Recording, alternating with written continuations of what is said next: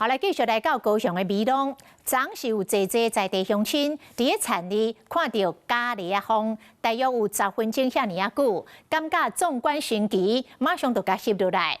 气象站讲，迄是因为昨过道热对流旺盛，才来形成着假梨仔风。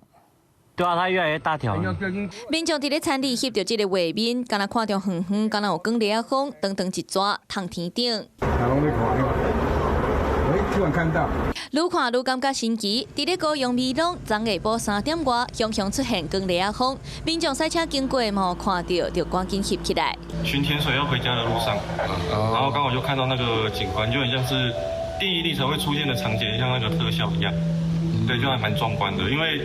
在这边生活那么久，从来没看过。然后持续时间大概将近10分钟左右吧。昨天刚好有看到这个龙卷风，所以我朋友就马上拍摄下来说：“很惊喜这样子。”我自己也有看到，我就快点叫我家人出来看，有龙卷风，很稀奇，在美浓这个地方有出现。头一摆看到光梨仔风，民众拢感觉真神奇。按那高雄气象站解说，因为昨下晡小气往对流真强，就发展做积雨云。积雨云的下骹若发生强烈的光梨仔空气，就有可能形成画面中的光梨仔风。午后热对流，气象署在针对高雄的美浓区还有屏东的一些山区的部分的话，在下午3点40分的时候发布大雷雨的即时讯息，在3点多到4点多的时候，也有将近10毫米的累积雨量，我推认为是龙卷风的情况。气象站嘛提醒民众，光梨仔风的中心风速是真强真大，若是有看到，就要保持距离，唔通伤远。还能看到光梨仔风的景象，嘛引起民众讨论。